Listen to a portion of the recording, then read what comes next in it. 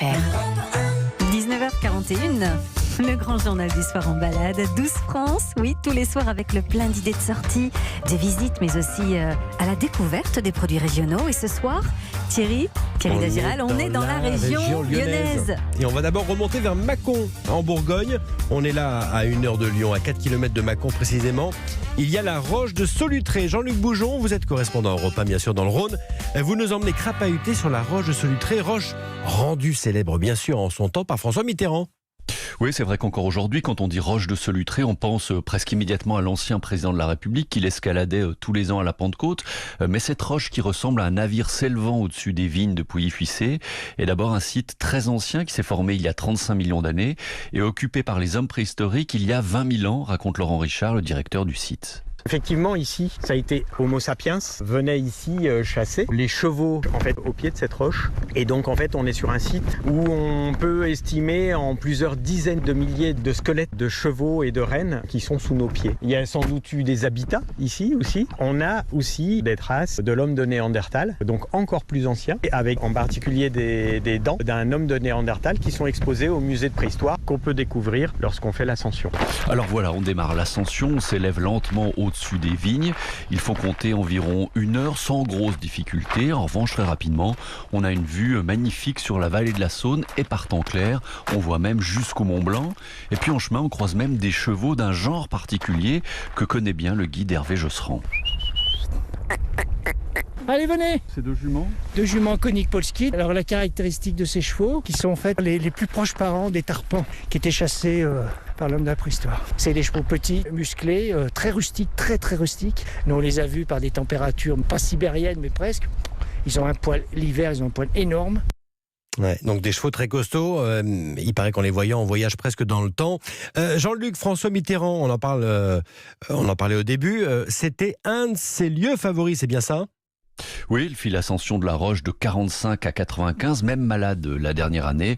C'était pour lui un lieu symbolique, raconte Hervé Josserand. Je venais depuis 1945 parce que, avec des amis de Cluny, ils faisaient partie d'un réseau de résistance et ils se sont dit, si on s'en sort tous à peu près correctement, on viendra faire un petit pèlerinage. Au début, c'était lundi de Pâques. Et puis, ils n'avaient jamais très beau, donc ils sont passés à lundi de Pentecôte. Alors, il y a quand même une exception. 92, François Mitterrand trompe les journalistes et s'en va escalader la roche voisine de Vergisson, sorte de facétie de l'ancien président, qui a beaucoup contribué au succès de la roche, qui ne se dément pas au fil des années. Tous les ans, on aime bien le paysage. C'est chouette par le haut. Oui, c'est beau comme tout ici. Ouais. Ce sont des collines, des paysages qui sont magnifiques. Ça fait la 2e fois, la première fois j'avais avoir 20 ans et ça fait 40 ans que je suis pas revenue, donc voilà.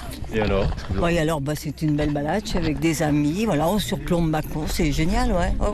Puis on a fait pas mal d'efforts quand même, ça grimpe. Ça se fait pas comme à 20 ans, quoi. Et voilà, vous avez tout compris. Voilà, et chaque année, ce sont 200 000 visiteurs qui gravissent la roche. Donc, attention, c'est un patrimoine à préserver.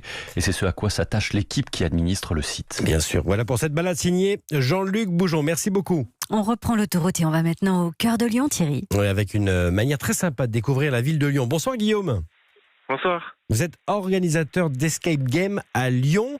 Alors il va falloir résoudre des énigmes policières, une façon d'être acteur de sa propre visite et de découvrir des lieux connus et méconnus de Lyon. Racontez-nous.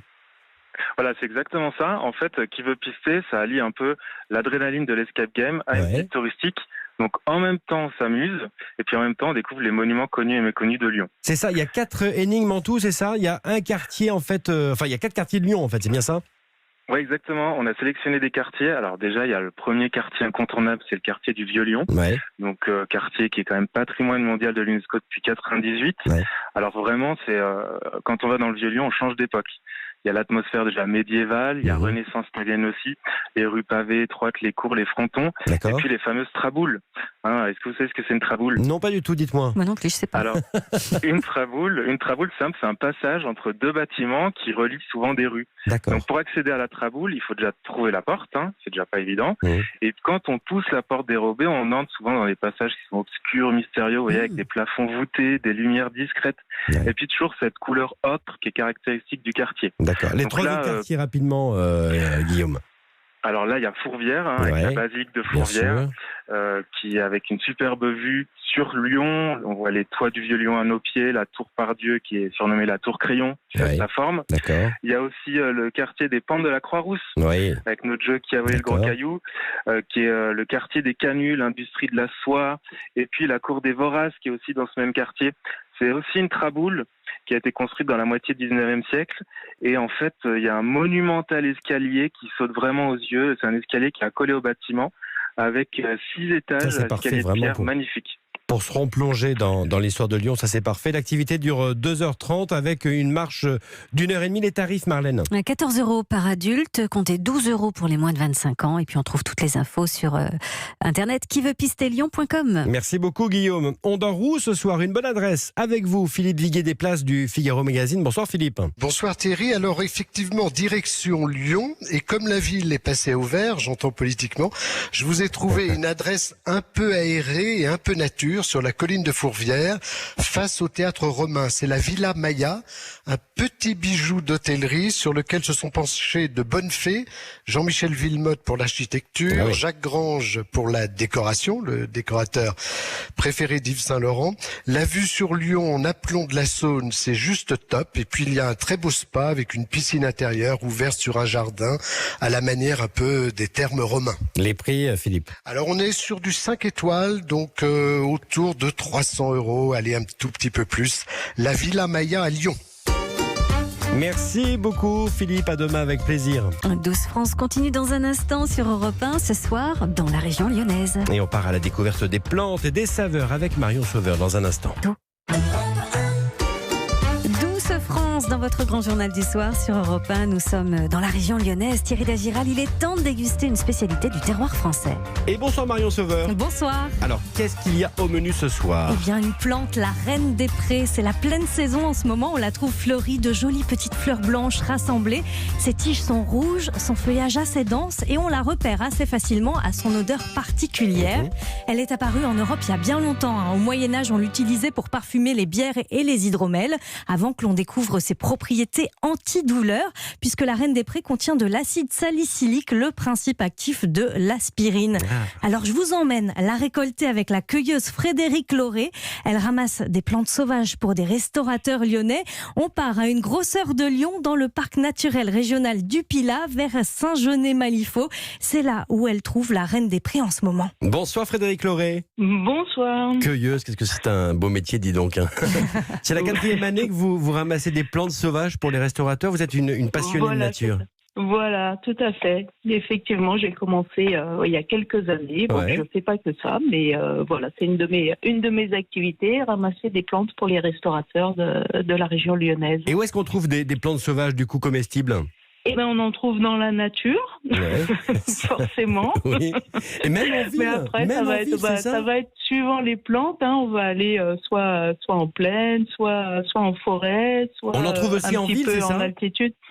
Alors, on en trouve en ville des plantes sauvages, bien sûr, mais là, moi, je les ramasse pas pour la consommation. Ouais.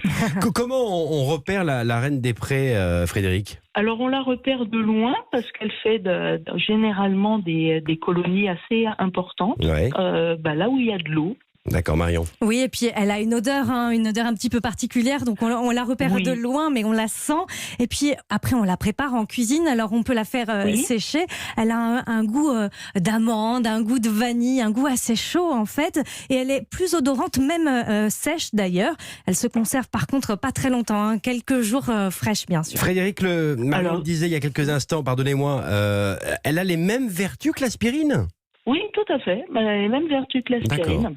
Comment on la cuisine, dites-nous ? Alors, comment on la cuisine ? Écoutez, je vais vous dire comment moi je la cuisine, parce que je pense qu'on peut la cuisiner comme on veut. Donc, on peut la cuisiner fraîche ou sèche. Moi, je la cuisine beaucoup sèche parce que j'en récolte pas mal et puis du coup, je la fais sécher. Et beaucoup en dessert, c'est ça ? Je la cuisine beaucoup en dessert, dans des crèmes, dans des gâteaux aussi. Gâteau mélangé avec dans un cake aux pommes, Reine des Prés, c'est juste un délice. Marion, ce matin, faisait de la chantilly, c'était formidable. Merci beaucoup, merci Frédéric Loret. Vous organisez des balades découvertes, des plantes comestibles. Comment on peut s'inscrire, Et on peut s'inscrire et découvrir toutes ces balades gourmandes sur le site cueil-et-croque.fr. Parfait. Marion, on repart. Merci à vous Frédéric. On repart en balade, Marion. Et oui, on quitte le parc naturel régional du Pilat pour regagner Lyon, direction donc le 6e arrondissement. On va passer à table, déguster cette Reine des Prés. On rejoint le restaurant de Tabata et Ludovic Mess et les apothicaires. Tous les deux proposent une cuisine instinctive, créative, et donc on y retrouve Tabata May. Et bonsoir Tabata May. Bonsoir. Vous êtes donc la chef des apothicaires avec votre mari. Vous adorez travailler les herbes sauvages. On a de la chance d'avoir justement Frédéric avec nous, qui nous ramène à chaque fois des herbes magnifiques, des plantes, même des choses qu'on ne connaît pas et qu'on apprend à travailler avec elle. Donc la Reine des Prés en fait partie. Alors justement, comment vous l'utilisez en ce moment, cette Reine des Prés fraîche? Alors en ce moment, non. Moi je préfère travailler la Reine des Prés comme Frédéric elle disait, sec. D'accord. Parce que je trouve qu'il y a un goût un tout petit peu plus chaud, plus boisé, et je trouve que c'est plus puissant finalement. Et donc en ce moment, même si c'est la saison, on l'utilise quand même avec une courgette. Donc on prend la courgette, on épluche et après on le fait déshydrater. On la réhydrate dans un végétal et du beurre. Et justement, la courgette, elle reprend un petit peu presque comme de la texture un peu de viande. C'est vachement intéressant. Et après, on fait fermenter sa peau.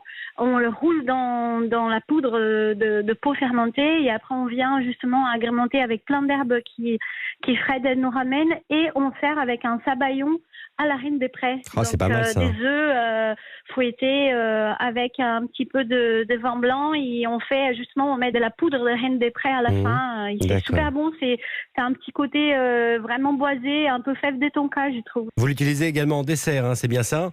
Un dessert, un dessert c'est encore plus facile. Hein. On fait une crème diplomate, c'est crème pâtissière plus crème fouettée, donc en bouche c'est plus léger. Et on met au fond dedans les fonds de tarte, un classique. Et après vous mettez plein de fruits rouges par-dessus. Et c'est vachement intéressant parce qu'avec l'acidité des fruits et les côtés chauds de la Reine des Prés, un peu fève de tonka, vanille, parfois amande, ça fait vraiment un super accord. Ouais. Écoutez, c'est un peu différent. Donc si les gens ils veulent un peu sortir de la crème pâtissière à la vanille, ils changent par la Reine des Prés. Les invités vont être ravis. Avec Marion, on salive, c'est l'heure du dîner bien sûr et on a faim. Merci beaucoup Tabata May. On déguste votre cuisine, une cuisine donc à 4 mains avec votre époux, également donc dans le restaurant Les Apothicaires, mais aussi dans un food court. Le Food Traboul, c'est ça? C'est à Lyon? C'est dans Lyon, c'est dans les vieux Lyon. Donc c'est un food court qui a ouvert en janvier. Il y en a 12 chefs qui cuisinent en live pour tout le monde. Donc on a ouvert toute la journée. Allez, on passe vous voir. Voilà, avec grand plaisir. Merci Tabata, merci Marion. Merci on vous retrouve bien sûr demain dans la matinale de François Geffrier. Et on va cuisiner la tomate et elle sera à l'honneur bien sûr demain soir dans 12 France où on se baladera dans le Var. À demain.